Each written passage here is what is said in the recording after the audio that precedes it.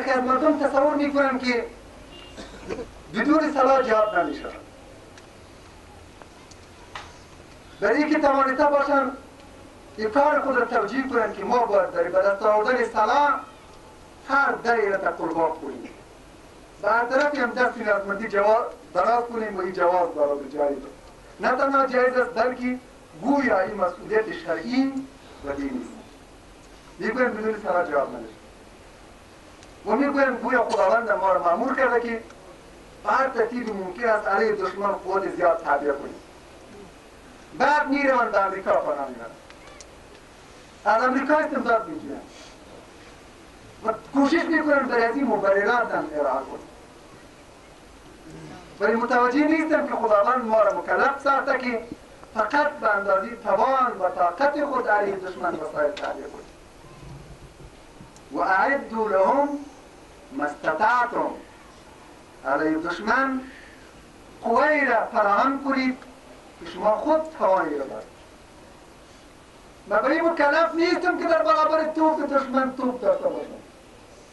من مکلف نیستم که در برابر هلیکوپترهای گنشت دشمن خواهی نخواهی هلیکوپترهای گنشت تهیه کنم و اگر به قیمت تزلل در برابر دشمن هم باشم و اگر به قیمت تسلیم شدن در برابر دشمن دیگری باشم، باید وسایل برابر و متوازن با دشمن تهیه کنم. هرگز نه برادر، اگر تو قادری با سنگ دشمن را بکوبی مکلفیتت ابرا شد.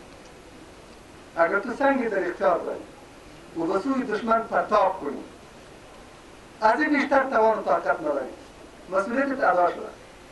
و خداوند در همین یک سنگی که به سوی دشمن پرتاب میکنی اثری را مرتب خواهد کرد که به صدا توپ و تانکی که از دشمن دیگری با تزلل با عاریت میگیری و دست میآوری، یه اثر مرتب نخواهد. خداوند با توجه به اخلاص تو با تو معامله میکنه، نه با توجه به وسایل. مگر پیامبر علیه السلام از کجا سلاح فرستاد؟ مگر پیامبر علیه السلام در برابر روم از فارس استمداد شد؟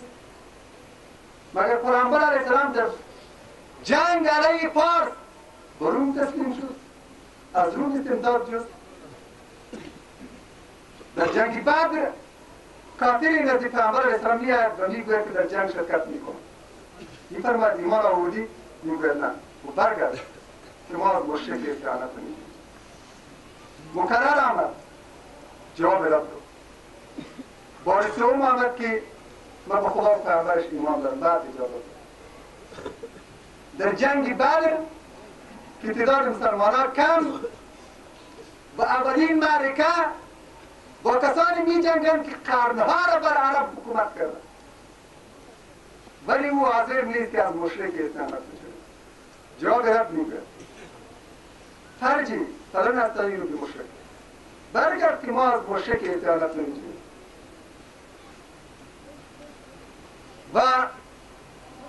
ولی دوستان ما میخواهند توجیه کنند که گویا خواستن کمک از دیگری لازم است، بخاطر اینکه بدون سلاح جنگ نمیشه. مگر ما جنگ را بدون سلاح دیگران آغاز نکردیم؟ مگر در بدخشان جنگ را با کدام سلاح آغاز کردیم؟ آیا همه سلاحتان از دشمن در میدان جنگ و غنیمت نگرفتیم؟ روزی که ترکی نارین تسلیم میشد 7000 میل سلاح را با خود آورد.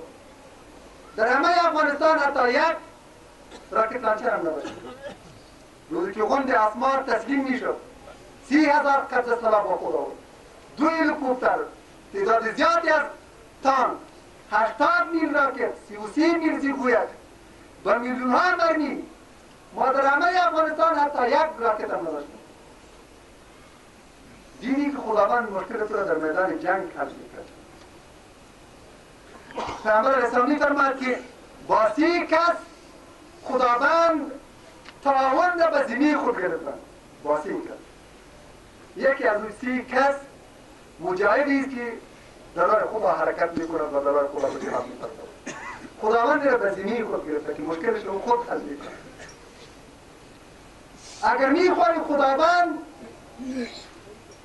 کفیل و وکیل تو باشد، ولی و نصیر تو باشد و او خود ذمه‌وار حل مشکلاتت باشد. خدا را برای خود کافی بشمار. باید به این متوجه باشی که اگر جز خدا و دیگری پناه بگیری، با دشمن خدا و دینش و پیامبرش و با دشمن مسلمانان پناه جستی، در اون صورت از طریق خداوندی محروم میشه. قرآن چی خوب میفرماید؟ مثل الذین اتخذوا من دون الله اولیاء كمثل العنكبوت اتخذت بیتا و ان اوهن البیوت لبیت العنکبوت لو كانوا یعلمون. مثال کسانی که جز خدا را اولیای خود گرفتن، با کسی جز خدا موالات میکنن، با اون پناه میبرد و از استمداد میگیرد. چون عنکبوت است، عنکبوت یه حقیر و ضعیف، خود را حقیر ساخت به خاطر اینکه به چیزی ضعیفی اعتماد کرد و تکیه کرد. کمثل العنکبوت، چون عنکبوتی اتخذت بیتا، خانه برای خود ساخت، خانه برای حمایت خود گرفت، برای اینکه در او حمایت شود، در او از خود دفاع کند، ضرری به او نرسد. اتخذت بیتا، خانه برای خود گرفت. و ان اوهن البیوت لبیت العنکبوت، و یقینا که سسترین خانه ها خانه عنکبوت. هر که جز خدا به درگاه دیگری پناه برد و به سوی او دست نیازمندی دراز کرد، او را به عنوان ولی و سرپرست و وسیع خود گرفت، ضعیف شد چون حشره حقیر، چون عنکبوت. خانه هم که به او پناه برده سخت سست است. و معنای آیه قرآن عظیم‌الشأن همین ضعف الطالب و المطلوب، طالب و مطلوب از او ضعیف شد. هر که جز خدا را با کمک خواست و خود ضعیف شد، و او هم که با کمک خواسته ضعیف است. برادران، یه حرفای کسانی است که از خدا مایوس است. این سخن کسی است که از جهاد مایوس است. این حرف کسی است که میخواد مسئلهش را دیگران حل کنه. ولی صورت خداوندی چنین نیست. در نتیجه مذاکرات بین گورباچوف و ریگان قضیه افغانستان حل شد. او میخواد در نتیجه مذاکرات ژنو مسئله او حل شد. با قربانی ما چیزی دیگری قادر نمیشود که مشکل افغانستان حل کنه. نعره تکبیر! نعره تکبیر! باید صبر داشته باشیم، از خدا ناامید نشویم، خدا را برای خود کافی بشماریم، مطمئن باشیم که خداوند مسائل ما را ضایع نمی کند، قربانی های ما به هدر نمی رود، خونهایی که در راه خدا ریخته شده ضایع نمی شود. خداوند شکور است و پاداش کسی را هم در دنیا و آخرت ضایع نمی کند.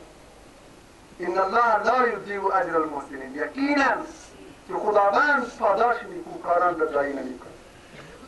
ان الله لا یضیع اجر المؤمنین، یقینا که خداوند پاداش افراد مؤمن را ضایع نمی کند. چطور ممکن است که قطرات خون تو در راه خدا ضایع شود؟ چطور ممکن است این فریادها، این دعاها، این اشکها، این قطرات خون، این شهادتها، این هجرتها، این صبرها، محرومیتها، گرسنگیها، اینا ضایع شود؟ ممکن نیست. باید به خدا امید داشته باشیم و مطمئن باشیم که بالاخره نتایج قربانی های ما تحقق خواهد یافت.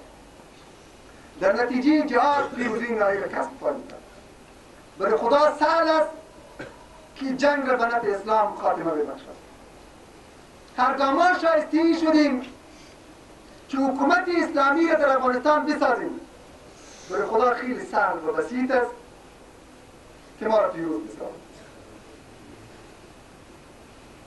خداوند بر کار خود غالب است و ما ذلک علی الله بعزیز. بر خدا این کار دشوار نیست. قدرت‌های بزرگی چون روس را بارها در تاریخ سرنگون کرد. تاریخ شاهد است. قرآن می‌فرماید به تاریخ رجوع کنید، ببینید که انجام ستمگران چگونه بود؟ انجام بدکاران چگونه بود؟ آیا خانه های با ایران ایشان به شهادت نمیدهد که انجام ظلم وخیم است؟ قرآن می‌فرماید این کافی است در ما. کجاست اون امپراتوری بزرگ انگلیس که آفتاب در او غروب نمی‌کرد؟ خداوند اون امپراتوری بزرگ را در افغانستان با شکست رو برساند و امروز پس از چند سال پس از چند دهه‌ای حال اون امپراتوری بزرگ به این مرحله رسیده است که میگویند در اونجا آفتاب طلوع نمی‌کند.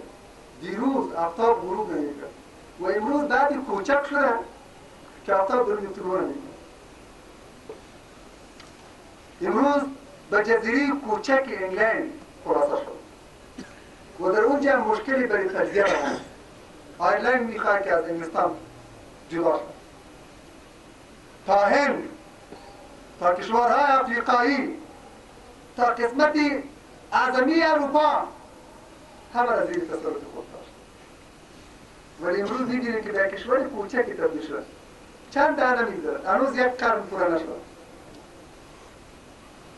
خداوند تو قدرت‌های بزرگی را از بین برده و ما باور داریم که انشاءالله شکست روز هم از افغانستان آغاز خواهد شد. چنانچه انگلیس‌ها، چنانچه چنگیز، چنانچه تیمور، مغول در افغانستان با شکست روبرو شد، انشاءالله انجام روز هم در افغانستان چون رفقای ثابت خواهد.